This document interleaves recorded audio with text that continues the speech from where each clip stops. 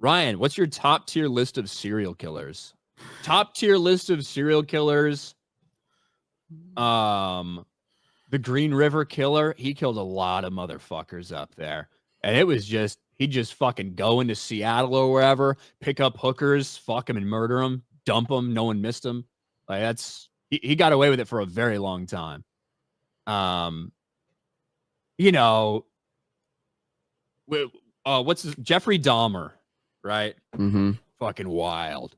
And that he got away with it for as long as he did. He had him stinking up his house. He'd eat these motherfuckers. He just wanted somebody that wouldn't leave him. He'd drill a fucking hole in their head and put like acid in there to try to like burn their brain, not to kill them, but to have a zombie who could just keep him company and not run away from him. But he killed a bunch of gays in Milwaukee.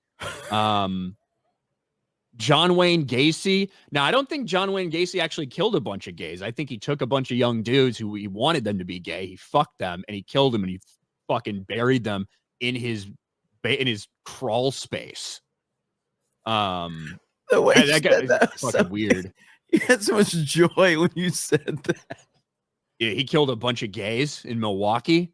I don't think it was joy. I'm just saying, like, that's what I'm just trying to describe what he did.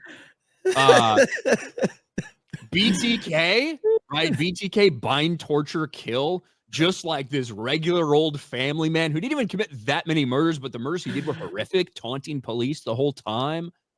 But I guess the top has to be Zodiac Killer because Ted Cruz. Well, maybe, but because got away with it. I actually think I know who it is, and I think he's dead now. But you know. And Ted Bundy, too, because, like, Ted Bundy's the funniest one because Ted Bundy, everyone's like, oh, no, he's good looking. He's well spoken. He couldn't possibly be a fucking serial killer. Somebody said this is why no one wants to meet Ryan at the meetups. Yeah, you'd be surprised at how many people want to meet me, you dumb fuck. But yeah, Ted Bundy has to be up there because he escaped from prison twice, right? Like he jumped out of a courthouse in Colorado and like fucking ran away. And then they fucking locked him in a more secure place. He stopped eating, got super skinny so he could fit through the fucking vent and escaped again. And then came down to Florida. And just like this guy was past the point, right? That's when you lose respect for these. I have to ask the super chatter, did you know Ryan was going to know this much about serial killers? Or were you just taking a chance that just because he's so miserable and autistic that he would know? Like that now I need to know, like, because you know way too much about this shit for some random $2 super chat to take you down that path. Do I really though? Like I just remember things, right? So if I watched a Netflix series, a 3-part limited series 3 years ago, I'm probably going to remember it.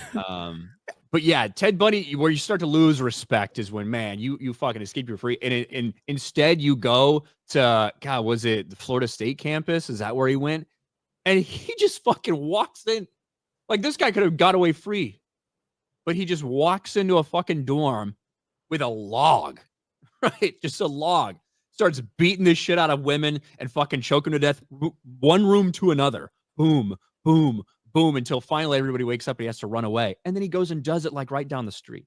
That's when you're like, man, you could have fucking got away clean, but you decided to do that. Lost respect for Ted Bundy. Anyway, that wasn't in any particular order. Green River Killer gets overlooked though.